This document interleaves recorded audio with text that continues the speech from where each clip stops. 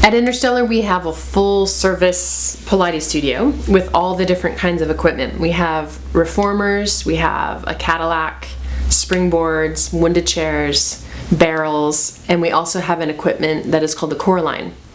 Our Pilates teacher training is comprehensive.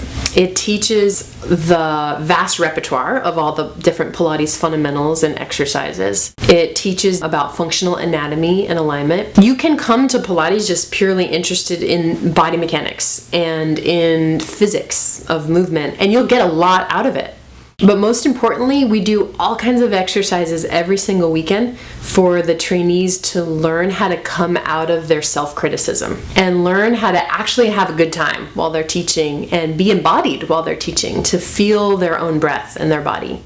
So the first layer is learning how to breathe and learning how to move in a more skillful and caring way that shifts how you relate to your outer world and to the people in it.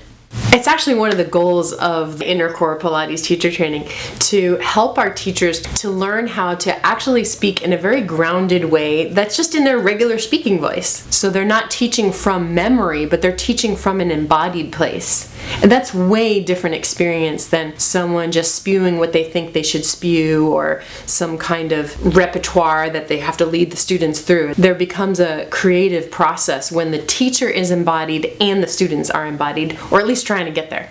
In that way, it's completely different than other Pilates teacher trainings, which are actually quite dry, where you just go through the repertoire. You often have a lot of anatomy training and you learn the exercises. But there's a missing link in there where you're not learning how to do that personal work of going inside, becoming more self-confident and more powerful in your presence so that you can actually become a successful Pilates teacher. Pilates is a very kind type of strength training.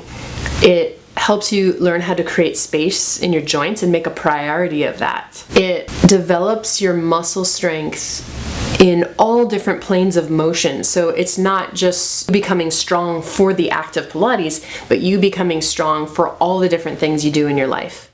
The repertoire on the reformer of different exercises is very vast. There's something like 500 different kinds of variations. On that particular piece of equipment, you can address your entire body and really work it from bottom to the top. The most important thing I want all of my Innercore Pilates trainees to get is the value of their own practice. Learning how to track their own breath and their movement patterns and their thinking patterns so that they can continue to use this work as a tool for evolving. I also really like Pilates because at the soul of Pilates is this seed that you're growing, that you're learning how to be kinder to yourself. That's really what Pilates is about. Even though in Pilates we don't talk a lot about spirit, I feel like it's woven into the movements of learning how to care for yourself more deeply. And when you actually do that, when you actually breathe or move in a way that's more caring, something turns on inside. That's not just your abs. I absolutely think that Pilates can be a spiritual practice.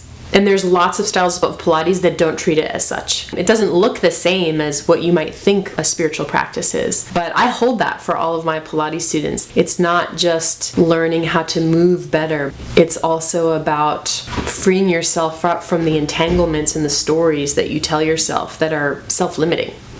I aspire to light up my students' inner worlds, to inspire them to use Pilates and yoga as a vehicle to dive into their mysteries of who they are and why are they here and what were they designed to do in their lives.